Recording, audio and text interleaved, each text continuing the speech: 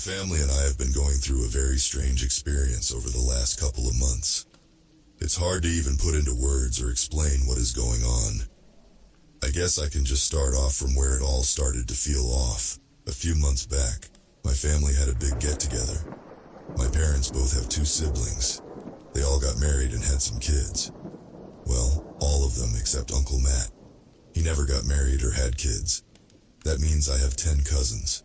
My aunts and uncles all live within 2 hours of us, so we've all grown up together. That being said, we don't normally have all my aunts and uncles in a house at once. This was a rare occasion to have a family meal when they were all free. I will not be naming every single family member in this post, because that seems like a lot of information. And honestly, you've already gotten more information about my family than you ever wanted. But I promise this context is important. Okay, enough with my babbling. Let's talk about what happened that weird night. My parents and I went over to my Aunt Margot and Uncle Ken's house for a BBQ in the backyard. The backyard felt loud and chaotic. I tried to stay out of the way and get the night over with. I was honestly just there for the free food. We were all sitting down at a big table outside. I was so focused on making sure none of the napkins went flying in the wind, I wasn't listening to the conversation. My Aunt Margot came over to the table with a plate of really burnt hot dogs. My mom immediately started to laugh at the sight of them.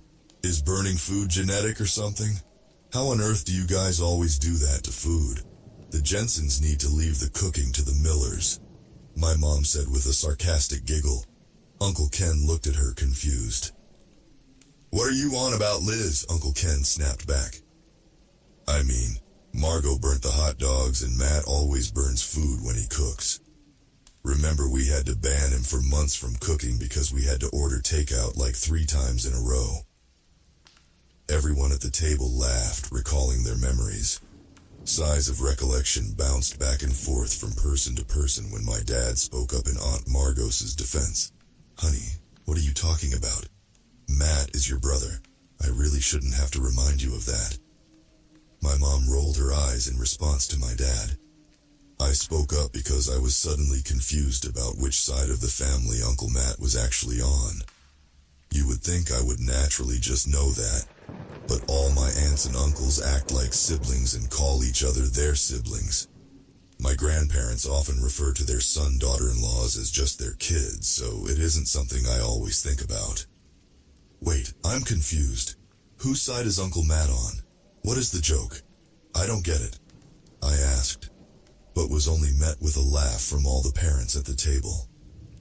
I finally got an answer from my mom following the silence of the joke that somehow went over my head. Don't be silly, baby.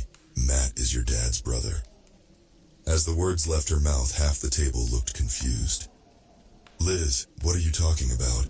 He is on your side. He is a Miller, my Aunt Margot said as she scraped off the burnt edges of her hot dog. Okay, now I'm with Amanda. I don't get the joke, my mom said while looking at me with narrow, inquisitive eyes, and then at the rest of the group. Wait, everyone slow down, Aunt June said, speaking up for probably the first time in the night. This is dumb. Matt is not Liz and I's brother. He has to be on the Jensen side of the family. I sat at the table watching my family in silence. Their eyes darted back and forth. They stopped laughing and were all just scratching their heads. After a few minutes, my mom got out her phone. She found an old family photo from when she was a kid. In the photo were her, my grandparents, my Uncle Paul, and my Aunt June. Nothing out of the ordinary. After looking at the picture, Aunt Margot got out her phone and looked for an old childhood photo. Aha, found one, she stated as she showed off the photo on her phone. Yet again, the photo was normal. It had my grandparents, my dad, Aunt Margot, and Aunt Susan. The next hour consisted of both sides of the family going back and forth showing photos, none of them with Uncle Matt in them. I had a few of my cousins there, but they all lost interest once they ate. I, on the other hand, couldn't be pulled away. I was engrossed in learning where the heck Uncle Matt came from. They kept talking back and forth. They figured maybe he wasn't anyone's sibling. Maybe he was related by marriage or a second cousin twice removed that I just called Uncle Matt, because that was the easiest thing to call him. We all have a relative like that, right? I know an easy solution you might be thinking of is to just call him up. That's also what I said, but he was working and they didn't want to interrupt him. But guess what? I needed answers, so I decided to call him. However, when I looked at my phone, I couldn't find him in my contacts. I looked through it multiple times. I remembered texting him about something a few days back, so he should have been in my text history. Still nothing. After being weirded out by his contact being gone, I mentioned out loud that someone should call him, regardless of him being at work. No one agreed with me, but once I told them his contact was missing from my phone, they all got curious and looked to see if he was missing for them too. We were all in shock to find him missing from all our phones. The family started to dig through their camera rolls and any digital libraries they had to try and find any photo of him.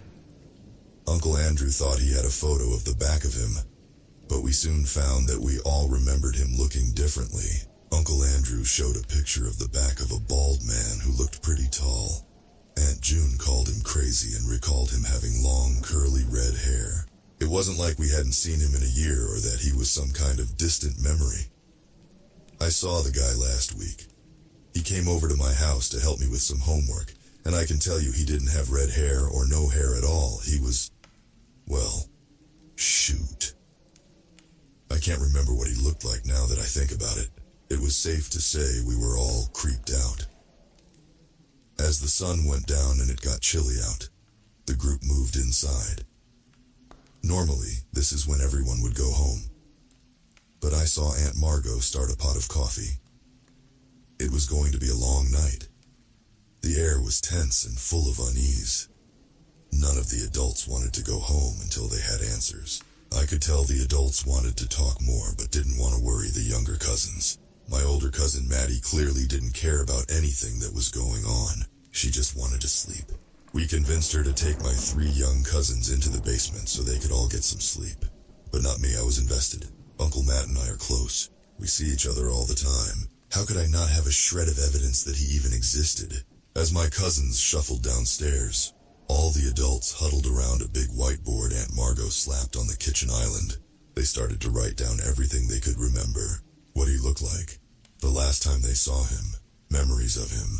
None of it was coherent. It seemed he was a completely different person in all our memories, even if it was a memory where multiple people were around.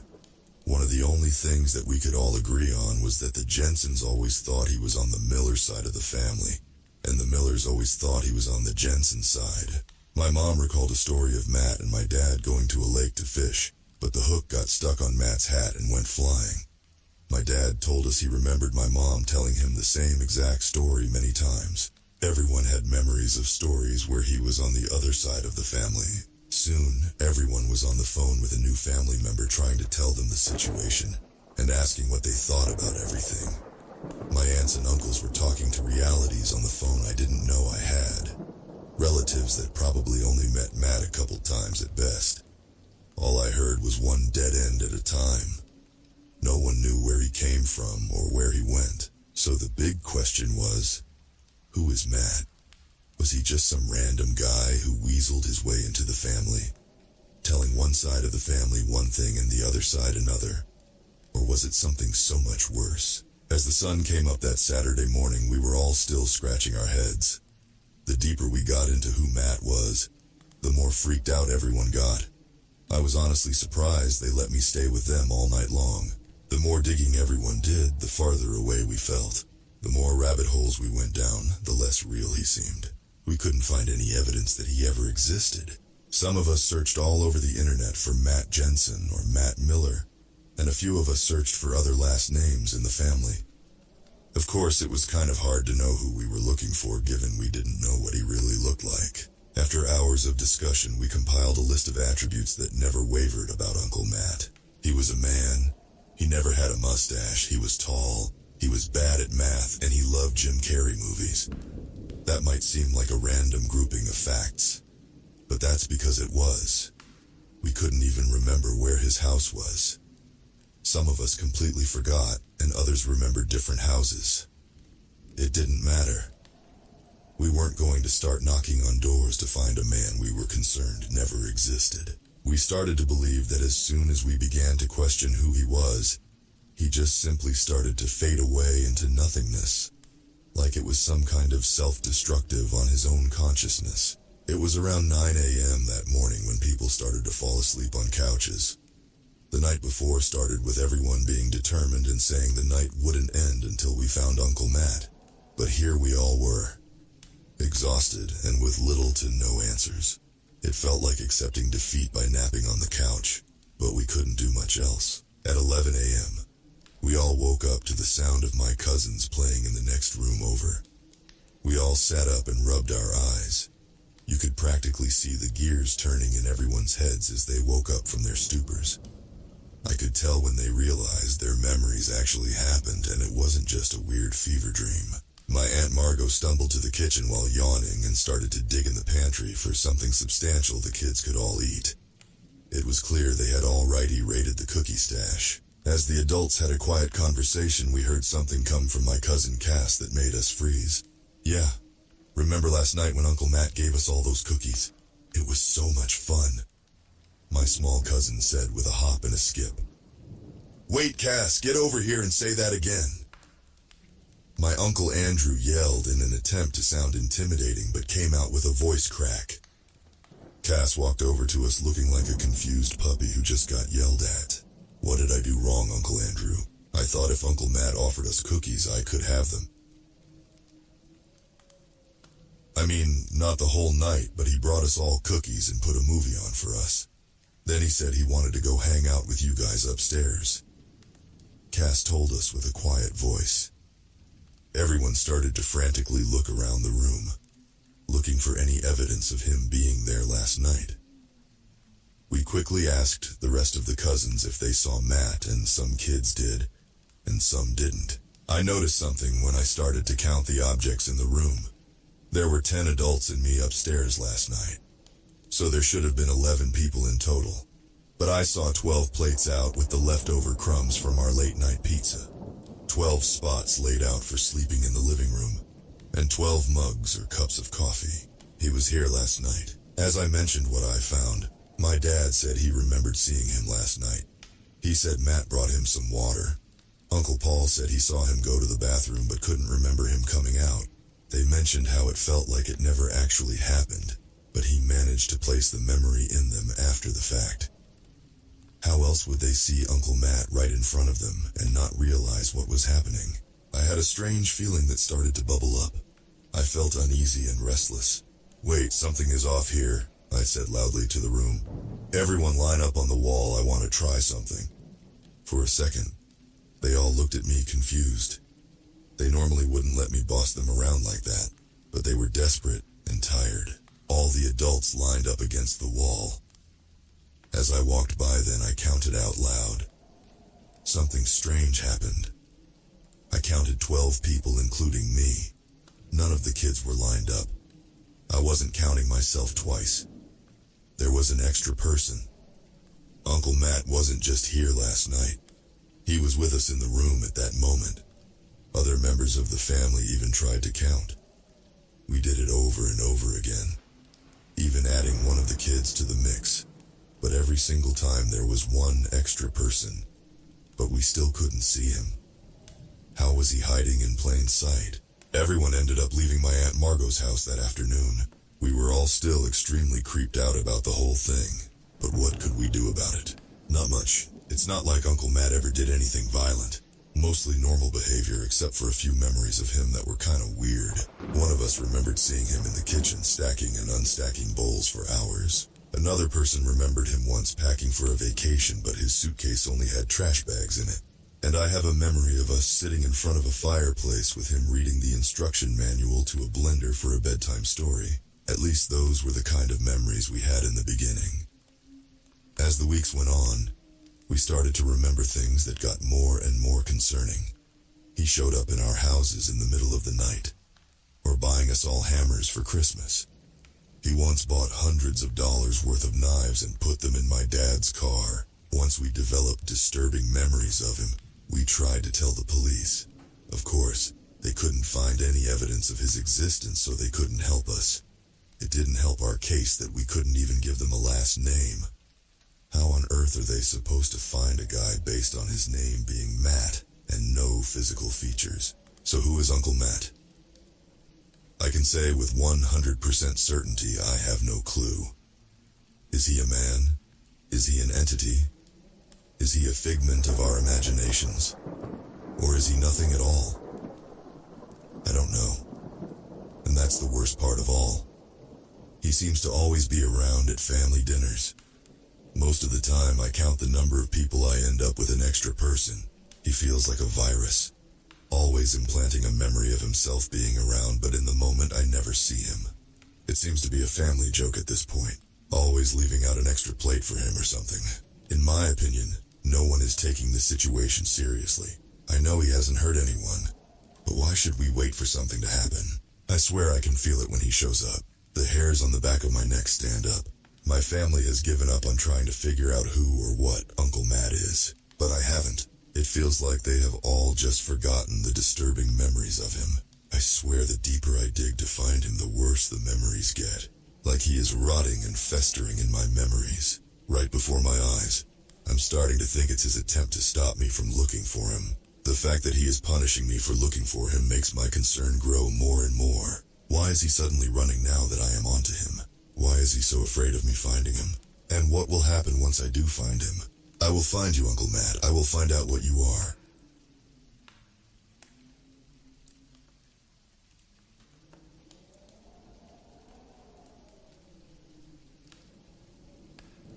I live in middle of nowhere.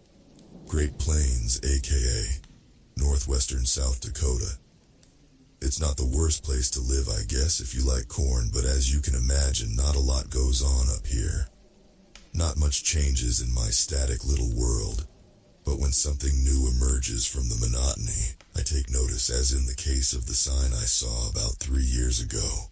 It was a Friday night in late October, and I was driving home from a party at around 10 p.m. I had just reached the most isolated portion of my drive, a winding forest road that has more deer than cars using it on any given day, when my headlights illuminated a flyer posted to the trunk of an elm tree. As I passed by, I saw the words, "Lost Dog," along with a photo, presumably of the animal in question. Now, the location of the flyer was already strange enough to give me pause, but from my brief glimpse, the photo was even stranger. Maybe I was tired from a long day, or maybe the printer had messed up that particular flyer. But the picture hadn't looked like a dog at all, more so like a random assortment of shapes. Like I said, not much happens in my town, and the flyer was probably the most interesting thing that I'd seen all month. There was a turnout just after the elm, so I slowed down, pulled over, and stopped my car. I grabbed the flashlight I always keep in my console and got out to take a look. The flyer was even stranger up close. For one thing, there was no contact information, and the reward seemed exorbitant for another.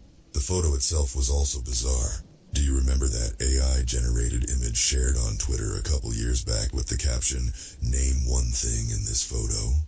That's what the so-called dog reminded me of. A bunch of colors and shapes that looked like they should have been recognizable, but weren't.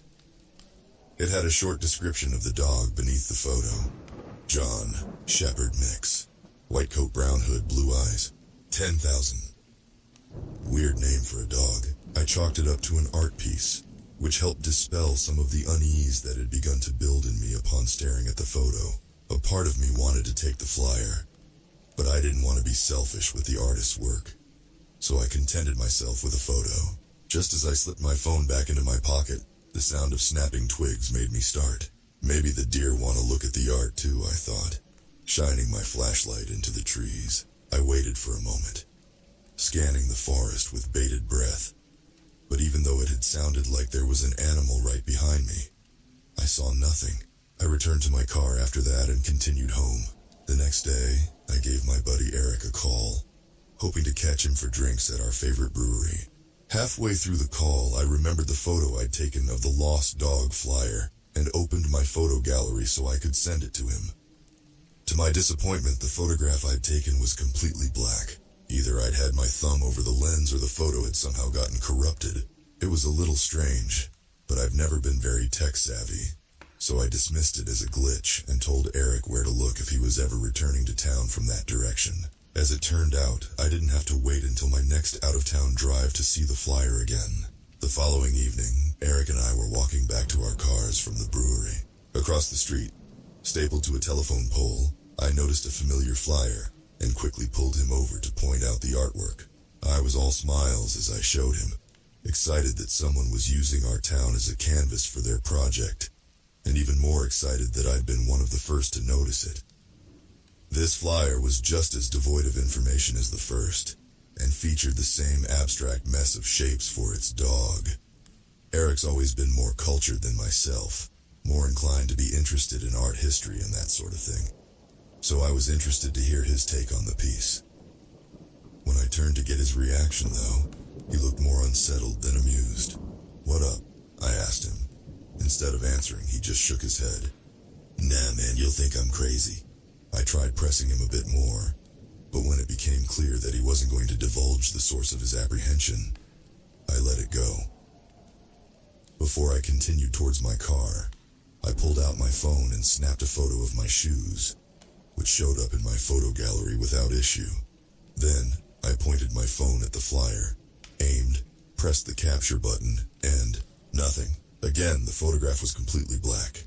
When I got home that night, I went down a rabbit hole of anti-surveillance patterns, aka designs created for the express purpose of confusing cameras and facial recognition technology.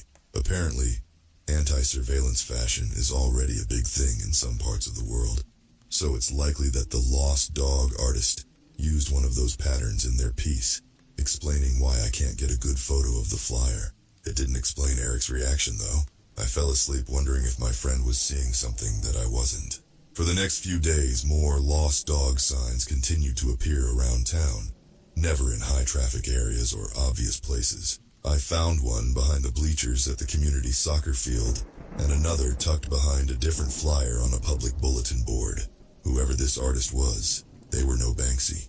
They seemed more keen to set up an Easter egg hunt than to make a bold public statement. On the following Saturday, while on a hike, I was surprised to find a "Found Dog" sign taped to a picnic table in a quiet clearing off of the main path. I was pleased at the sight. I was starting to think that the art project was meant to encourage the residents of our town to better appreciate their surroundings, and that my attention to detail was paying off as a result.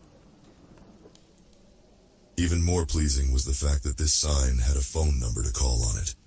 The sign had no picture, just the words, "Found Dog John," along with the number. Out of curiosity, I gave it a call. After 3 rings, someone picked up. I said nothing at first, wondering if I was about to speak to the artist themselves, or simply hear some kind of pre-recorded message. After a moment, I heard a very strange voice. "Looking for a dog," it said. There was some kind of heavy filter on the voice. It was staticky and guttural, and seemed like it had been pitched down considerably. In a strange way, it reminded me of a large dog growling. "Yeah, I'm looking for John." "What's the word?" asked the voice. "The word?"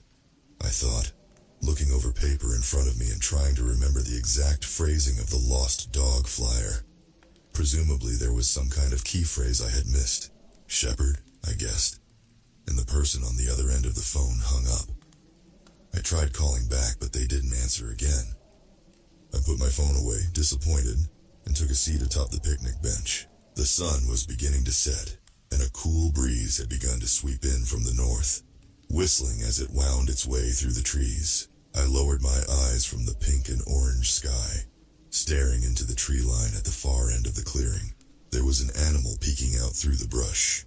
It was difficult to tell what exactly it was at such a distance, but it looked like a coyote, which my state has no shortage of. It was standing eerily still. I raised my hand slightly and waved at the creature as a joke to myself, and then the thing stood up on 2 legs. It wasn't an animal at all, I realized, but a person. clad head to toe in black and wearing a dog mask over their face. The person turned their back to me and walked deeper into the trees. Needless to say, that was not a comforting thing to witness. I left quickly after that, half jogging back to my car and glancing over my shoulder every few minutes. If I'd seen a person in a dog mask traipsing through the forest a week ago, I would have laughed. I would have assumed they were some kind of LARPer, rare as those might be in rural South Dakota. After my strange phone call, though, the sighting felt more ominous than funny. Was that the person I'd just been on call with? If so, had they seriously just been standing there waiting for someone to see their found dog flyer? The next day, as I visited my usual weekend haunts, I realized that the lost dog signs had been torn down. I guessed that the art project had reached its end, even though it seemed like a remarkably short run. I was disappointed that nothing more had come of it, and that I would never get answers regarding who was behind the flyers. But I probably would have moved on with my life and forgotten all about it if it weren't for the visitor I received that night. It was around midnight. I was at my computer playing video games and trying not to think about work in the morning when I got a text from Eric. Oddly enough, he asked if he could come over, and it was such an uncharacteristic request that I figured there was something wrong. I said yes, and he showed up at my door 20 minutes later. He looked a wreck. His hair was disheveled, his eyes were red, and his whole demeanor was nervous and fidgety. When he walked into my house, he held his phone in one hand and a rolled-up piece of paper in the other. "You're not gonna believe me, man. You're gonna think I'm going crazy," he said after declining both my offers for a glass of water and for a seat on my couch. I assured him that he could trust me, that I would take his words seriously. After a moment, he unrolled the piece of paper in his hand to reveal one of the lost dog flyers. "This is me," he said. I was taken aback. "What, you made the signs?" "No." He tapped on the picture in the center of the flyer. "This is a photo of me." I looked back and forth between his face and the flyer. I squinted. I unfocused my eyes. I looked at the photo from different angles. No matter what I did, the dog in question didn't resemble a human being in the slightest, much less the familiar face of my friend. I gave what was probably a very awkward laugh. "Okay, man, you got me. Very funny," instead of breaking character and laughing along with me. Eric unlocked his phone and opened Instagram. Once in the app, he navigated to his profile and clicked on his most recent post, which was a selfie from last year. He held up his phone next to the flyer. "It's hard to tell, but I swear to God this is me. It's my last photo with a filter on it to break it down into shapes. You see this white part, the circle and the rectangle under it? That's my face and neck. And these dots, the little blue ones here and here, those are eyes. And the brown part up here is hair." I swear I thought I was losing it, but everything lines up. I took the flyer and phone from his hands and tried to line up the shapes.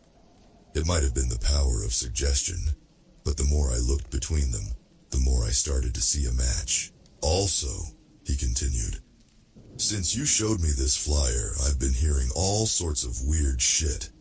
Outside my house at night, I keep hearing sounds like, I don't know, an animal or something. I thought a family of raccoons moved in, but it just doesn't sound like raccoons. Have you checked for tracks?" "Yeah, but you know we've got a grass lawn right up to the porch. I see indents, but it's not like I can see marks." Eric shook his head. "Last night I could have sworn I heard people talking, but I couldn't tell you a thing that was said. Maybe these flyers have me paranoid." I thought about the person I'd seen on my hike. Whether or not it was really an altered photo of Eric in the flyers, there was undoubtedly something strange going on in our town. I was quickly starting to regret wishing for some more excitement. "Tell you what," I said. "I've got some extra trail cams. How about tomorrow morning on my way to work I stop by you and set some up? I'd like to get to the bottom of this as well." Eric accepted my offer and left my house a little calmer than he'd entered it. Just for the hell of it, before I went to sleep, I tried giving the number on the found dog flyer one more call. This time, I got an intercept message telling me that the number had been disconnected or was no longer in service. The next morning, I went to Eric's house as planned. I rang the doorbell and waited. When he didn't answer, I tried knocking instead. Still no answer. I waited for a total of 10 minutes outside his front door, knocking and sending him a few texts. I didn't immediately panic as my friend was notorious for sleeping in and showing up late to events. I left him a voicemail stating that I had to leave for work but would check in on him in the evening. It was only when I finished my workday and saw that my messages remained unread that I started to worry. I called his neighbor and asked her if she'd seen him, and when she said no, I asked her to do a wellness check of her own. Luckily, she had a spare key, and so I accompanied her to Eric's house. We didn't find Eric inside, nor did we find any signs of a struggle, but we found everything else: his keys, wallet, phone, even his shoes. It was that discovery that made me realize I had to get the authorities involved. Though I had never spoken to police before in all the years I'd lived there, I drove down to the station and reported my friend missing. It's been 3 years since Eric disappeared. In all this time, I haven't received any word from him, nor have the police been able to make any breakthroughs. I'm not sure if I should be happy or sad. On one hand, I'm grateful for the ambiguity, who knows. Maybe Eric eloped to the Bahamas with a gorgeous woman and is happily living out his days by the shore as we speak. On the other hand, the events leading up to his disappearance seem to point to something more sinister. Eric is a good friend of mine and a good man besides, and I pray that wherever he is now, he's all right. The years have gone by in a blink. This town has always been oppressively unexciting. Even more so now that the one guy who could kick my ass in billiards has dropped off the face of the earth. Not much changes in my static little world. But when something new emerges from the monotony, I take notice, as in the case of the sign I saw last night. It was early in the morning, and I was taking the old forest road back into town from a friend's party. Same emptiness, same stretch of road. It might have been the exact same elm, too. In any case, as I drove in silence, a lost dog sign caught my eye. Posted against a tree at the edge of the road, it read, John Shepherd Mix, white coat, brown hood, brown eyes, $10,000. Beneath the text was a photo. Though abstract and blocky, I couldn't help but notice striking similarity between it and the last photo of myself I'd posted online.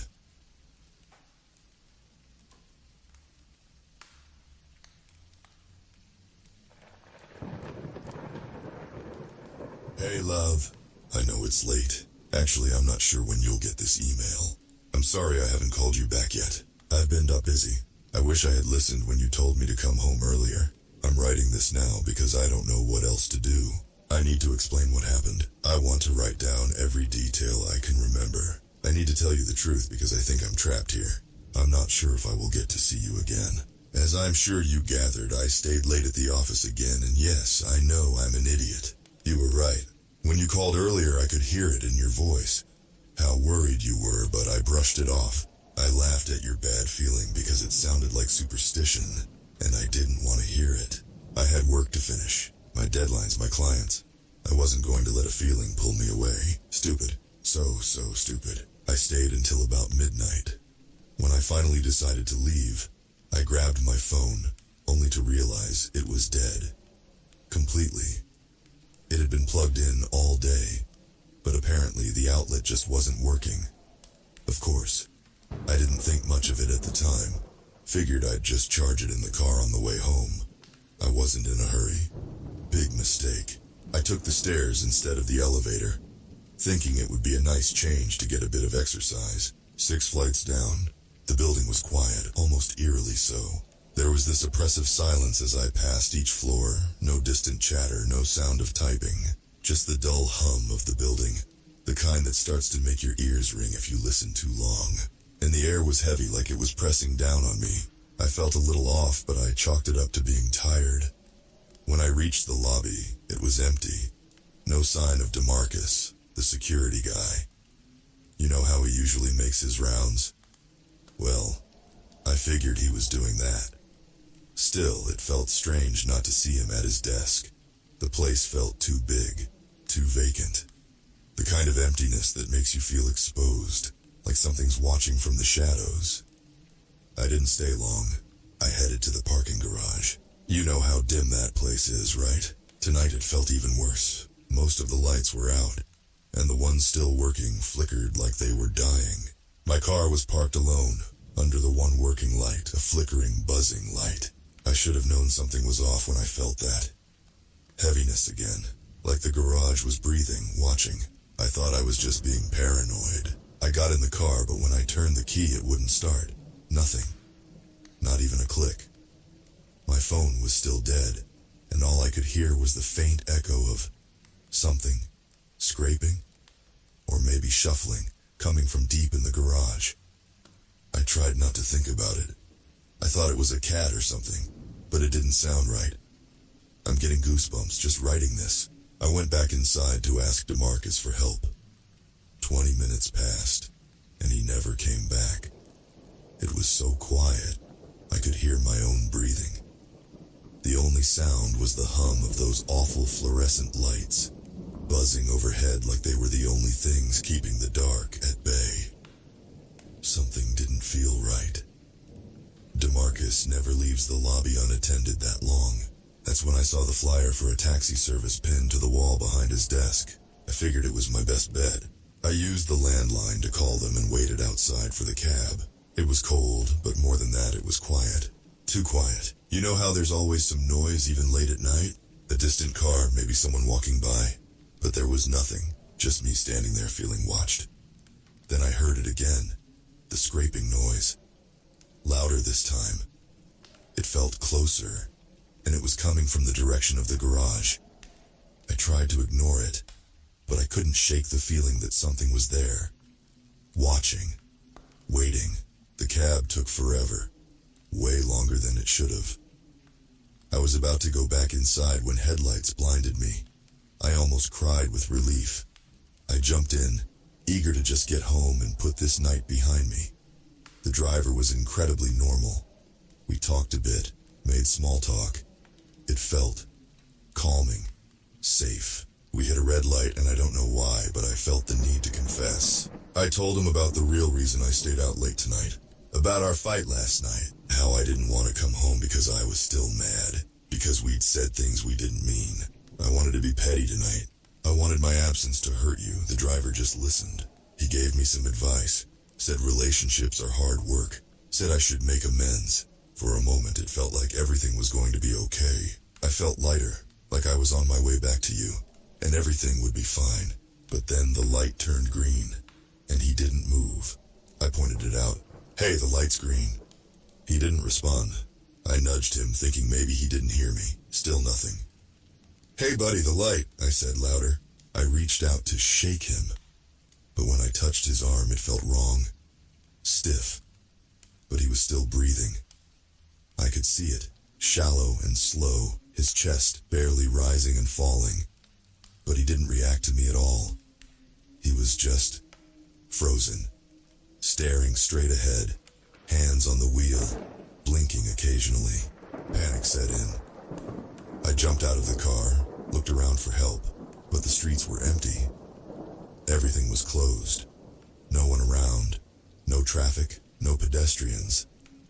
Just me, this unmoving cab, and the quiet. Too quiet.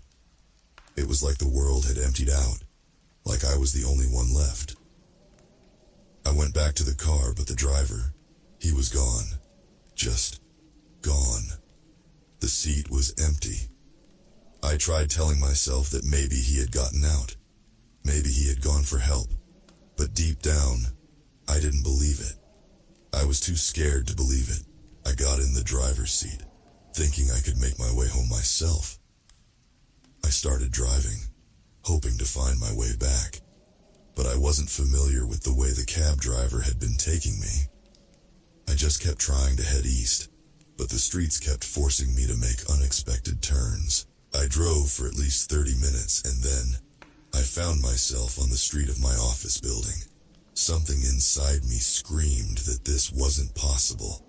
I should have been miles away from it even if I hadn't been close to home either, but I still clung to hope that the bad feeling was all in my head. I thought of this as an opportunity. Now I could head home the way I was familiar with. I pushed the accelerator to the floor and tried to race by the office, but something went wrong. The taxi made some horrible metal rending noises and slowed. It stalled completely, right there in front of the building. The same spot where I started. I got out. The street was empty, but the feeling that something was watching me was overwhelming now. Like it was right behind me, breathing down my neck. I ran back inside. The lobby was still empty, but the lights, they were flickering, flashing. And I swear to you, in the dark moments, I could see DeMarcus, or something that looked like him, sitting in the chair, twisted, like his body had been broken in ways that weren't possible. But when the lights flickered back on, the chair was empty. I didn't look back. I ran for the elevator. I pushed the button and waited. I could see the elevator light was on the 10th floor due to the light up display above the elevator doors. I stood there, awkwardly. Then I heard the scraping sounds again, still coming from outside the building. I stared at the lit up 10 and tried to will the number to change. To my delight, it did, quickly changing to 9 and then 8. But there it remained. I heard the lobby doors open. Instinctively, I turned back, certain that the sound was the result of DeMarcus returning from a patrol. But then I heard the scraping. It was much louder. It was inside the lobby. That horrible noise echoed across the large room. I turned and sought out the light-up display, hoping to see progress. There was some. It now read 6. But I could heard something new behind me, skittering, clicking on the floor. The scraping sound grew closer too, so I abandoned the elevator and rushed into the stairwell. I took the stairs 2 at a time, but no matter how far I went, I never passed any doors. I could hear the first floor doors open and something skitter in. The scraping sound accompanied it.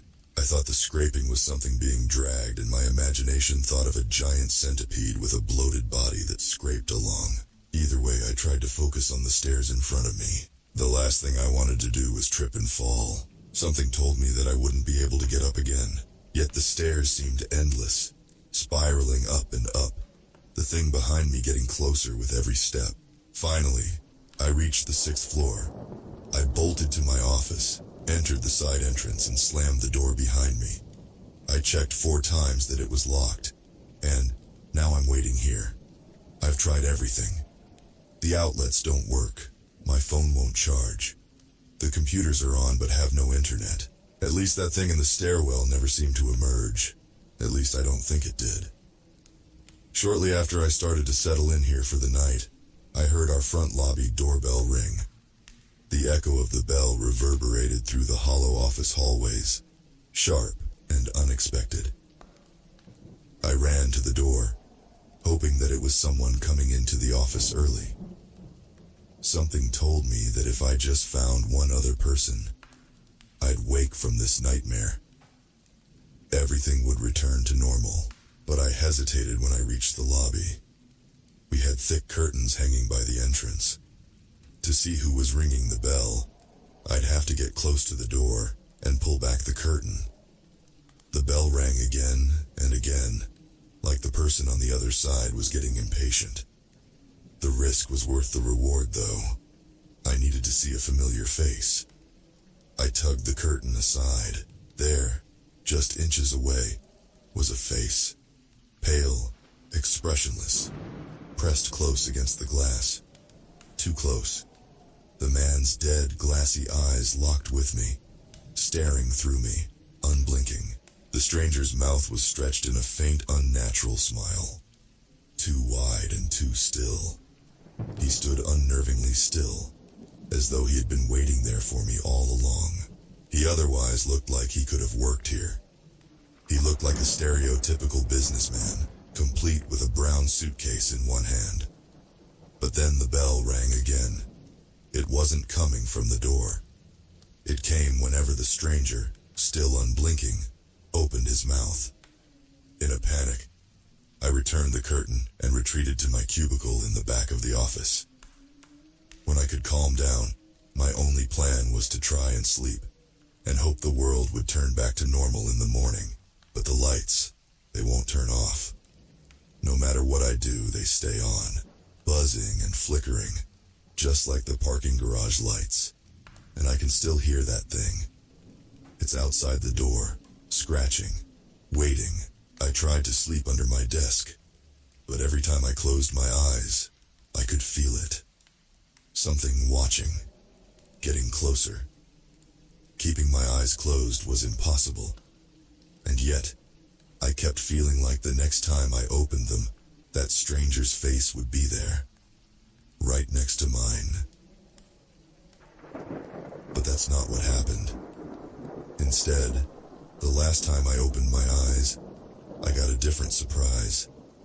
There was a phone, a landline, sitting on the floor in front of me. It definitely wasn't here before. And now, it's ringing. It's been ringing for a while. I unplugged it, but it won't stop. I don't know what to do. I'm scared, Susan. I'm sorry. I should have listened to you. I shouldn't have stayed late. I wish I could just come home, but I don't think I'm getting out of here. I'm going to answer the phone. I know I shouldn't, but I don't have a choice. That thing outside the door, it's not leaving. I can hear it moving from our front door to the back, and it keeps trying the handles. But the worst part, none of the clocks have moved. It's been midnight for hours now. I really don't think this night is ever going to end. I just want you to know I love you. I'm sorry I wasn't there, but I never stopped loving you. If I don't come home, please, remember that. Love you always, Fred. Again. This email was found in Fred Settler's drafts folder. Fred has not been seen since the night of October 16th.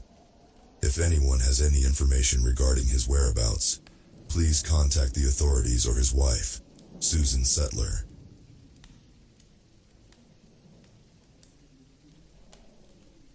I remember the first time I saw it.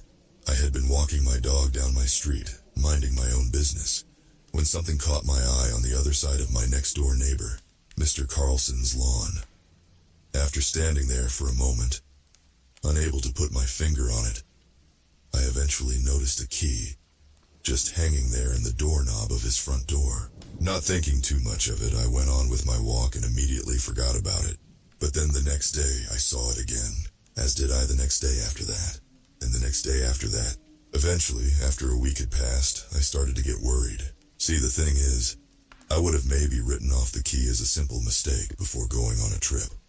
But Mr. Carlson was quite old and frail, and had stopped leaving his house a long time ago, depending on caretakers for groceries and basic home goods, which brought me to my next conclusion, that it must have been one of his caretakers. But then I remembered that they stopped by his house every few days, and surely would have noticed the key. Finally, after 2 weeks of indecision, I worked up the courage to walk over to Mr. Carlson's door, place my hand on the doorknob, the key still hanging from it, and turn the knob. As I turned it, I couldn't help but hear a faint echo, like the sound of a couple people shouting from 100 yards away. I stopped and looked around. Nothing. I turned back to the door and opened it. Fearing the worst, I braced myself, closing my eyes. Upon opening them, I simply saw an empty foyer and let out a sigh of relief. But what I didn't know was that the worst thing that I feared was nowhere near what I'd soon discover. "Mr. Carlson," I called out before shutting the door behind me. Click. Suddenly the lights went out and I saw them, Mr. Carlson and Brenda, our neighborhood post office worker, sitting on the staircase together, a look of horror in their eyes. Mr. Carlson, what a relief. And Brenda, I haven't seen her in a week. I thought to myself, remembering the past week's strange lack of mail that everyone in the neighborhood had been talking about. Looking back on it, I should have put two and two together. But what possibly could the disappearance of our mail person and a key in my neighbor's door have in common? I was about to find out. "Brenda, what are you doing in Mr. Carlson's house?" She simply replied, "The key." "Oh, it's yours?" I asked, letting out a sigh of relief, after spending 2 weeks running through every possible reason for it being left in the door. But before I could bask in the moment, she interrupted me. "No, it's not mine, or his. she said, before turning to Mr. Carlson, who looked exhausted. It belongs to him, the old man said. Him? I asked, confused by where he was going with it. The man who visits us, Brenda said. Visits you? What do you mean? Just wait, he'll be back, especially now that you're here, Mr. Carlson said. He's right. I entered just like you did, after dropping off the mail and wondering if something was the matter, finding Mr. Carlson here and that I was trapped inside. And within a few minutes, the man arrived. Brenda explained. Wait, what are you trying to tell me? That you're trapped here, the old man said. Trapped? I laughed. Yeah, okay. Is this some sort of Halloween prank? What with the lights off and everything? That's when I casually walked back over to the door and tried to open it. Click. But it didn't budge. I stood there for a moment with my back to Brenda and Mr. Carlson, wondering if maybe there was some truth to what they were saying. And that's when I heard him. See? A hoarse, disturbing voice called out from behind me. They're right. You're trapped. Chills ran down my spine as I realized that the voice couldn't be coming from Brenda or Mr. Carlson. I couldn't bear to turn around, so I simply called back to the voice. Who are you? I'm the keeper of the keys to your worst nightmares. I turned around to find a man standing there in the darkness, his eyes glowing and keychains dangling from every inch of his body. Let us out, I screamed at him, pretending to be courageous, but terrified by the mere sight of such a thing. He simply replied, certainly, before looking at his body and removing a particular keychain with one key on it. Yes, this one's for you, he said as he handed it to me. This will open the front door from the inside. Go ahead, leave. I looked at the key, then back at the door, then back at the monster and smiled. You idiot. Why would you ever give it to me? I'll be back with the police, and you better not be here. Then I walked over to the front door and inserted the key. Don't do it, Brenda cried out. He's tricking you, Mr. Carlson added. But I was too compelled by my plan to listen to them, and proceeded to turn the doorknob. Click, it opened. See? I said, as I turned back to Brenda and Mr. Carlson with a smug look on my face. They simply shook their heads in disappointment.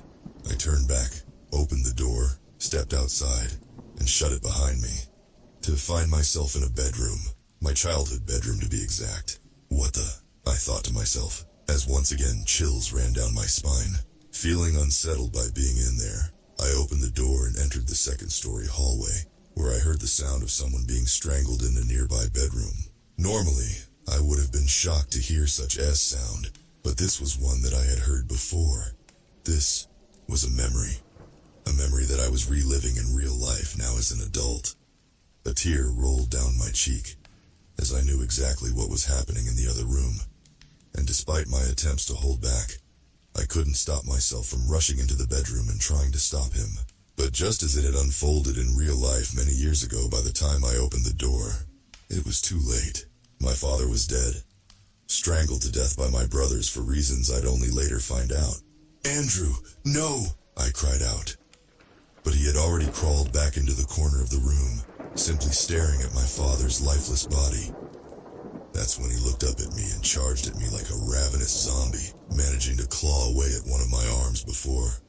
Tom! I shut the door and ran downstairs, expecting to find my mother down there, just as I had found her when the event had originally happened. But all that I found was Brenda and Mr. Carlson, staring up at me with wide eyes. I'm sorry, Brenda said, seeing the expression on my face. How did you know? Because it happened to us, over and over, no matter which key he handed us. No, it can't be. I cried out as I began to shut down, unable to believe what they had told me. But I should have, as I stood there, shaking in horror. I heard the sound of keys rattling, and I turned around to find the monster standing there again. What do you want? I cried out, but he didn't answer. He simply looked down at his body and removed a particular keychain with one key on it. Yes, this one's for you, he said as he handed it to me. I looked at the key, then back at the door, then back at the monster, this time unable to smile. I knew another horror lay before me. knew that the key would not help me escape the house, but for reasons I can't quite explain.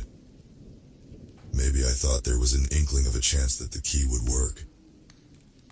Or maybe it was a desire to see my father again. I took it anyway. Took it, and opened the door, only to relive the same horrifying memory and return back to the staircase where Brenda and Mr. Carlson were standing. Once again, the monster returned. Once again he handed me a key, and once again I disappeared through the door. This went on, until I couldn't bear to take it anymore and eventually gave up on the keys being of any help.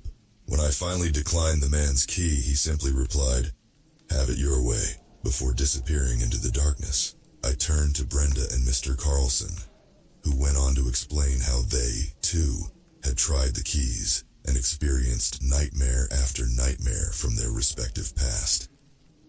Then we all retired to the living room, where we slept on the couch, chair, and floor, respectively, reasoning that we should stay in the same room. The next day, we huddled together, eventually coming to the conclusion that the house, its door, and the keys must be some sort of twisted test, caused by the key in the home's front door, and enforced by the monster that wore an armor of key rings. We tried everything, from scouring the home for exits to attempting to make calls on its dead phones, to prying at its boarded windows from the inside out. But after a week had gone by without a single lead, we eventually gave up. That's when someone else arrived. "No!" we all screamed, our voices surely echoing outside just as I heard them, as Officer Howe turned the key to the front door and let himself in. By the time the door had closed behind him, it was too late, and 3 had become 4. Once again the monster returned, this time offering Officer Howe a key, who took it and let himself out, experiencing a nightmare of his own, only to return from upstairs a short time later with a look of horror in his eyes. After we told him our stories, he too declined the monster's next key, and we once again huddled together, eventually deciding that the answer must not lie in the house itself, but with the monster. But how do I stop it? I wondered. The next time he arrived, we tried to forcibly attack him as a group, but he simply waved his hand and froze us all in place, until he disappeared back into the darkness. That's when I got an idea, and took off after him into the darkness, following him for what felt like hours through a dark void, until he reached a bedroom of his own. "What is this place?" I asked.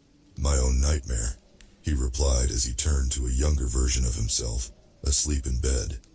Suddenly I saw a window slowly pry open, as a masked man broke in, and moved towards the young man with a knife. Not knowing what else to do, I sprang to the young man's rescue, darting toward the intruder and grappling with him, waking the young man, who watched on in horror, as the masked man was somehow impaled on his own knife, and toppled out the window. After catching my breath, I turned back to the young man who had a smile on his face. "Thank you," he said as he handed me a key. I stood there in silence, unable to believe what had happened, before turning back to the monster, who I assumed had been watching the whole time. But he was gone. I turned back to the young man, who was still staring at me, then stumbled backwards out of his room, and back into the darkness, where I turned around and walked back in the direction I had come from. When I finally emerged from the darkness, holding the key, I found Brenda, Mr. Carlson, and Officer Howe all standing there in the foyer, a look of shock on all their faces, having clearly expected that I would never return. I didn't say anything. I simply walked over to the home's front door, inserted the key, and opened it. Suddenly, a ray of sunshine burst into the home. I took a step outside and stood there for a moment, until my eyes eventually adjusted to the daylight, and I found myself outside Mr. Carlson's home. The door still open. I looked back inside the home and saw Brenda, Mr. Carlson, and Officer Howe standing there in disbelief. I signaled for them to join me. Brenda and Officer Howe followed, with big smiles on their faces, overjoyed to escape the horrors in the home. But Mr. Carlson, he simply stayed behind. "Mr. Carlson, what are you waiting for?" But he didn't reply. He simply took a seat on the staircase. "Do me a favor? When you shut the door, leave the key inside the doorknob," the old man said. "But why?" I asked, unable to understand why he would choose to stay inside the place. "So I can see my son again," he explained. I then closed the front door of the house and looked down at its now keyless doorknob before reaching into my pocket for the key that the young man had given me. Officer Howe ran over to stop me, but it was too late. I had already placed the key in the doorknob and locked the door. He gave me a look of horror as I turned to see my wife pulling into my driveway next door. I looked over at her, and after spending what felt like weeks inside Mr. Carlson's home, expected her to be shocked to see me. But my wife simply waved hello as if I had never left. "Don't forget to walk the dog," she called out casually, before turning off the car and walking away into our home next door, as Brenda and Officer Howe looked over at me, still shocked by what they had just experienced.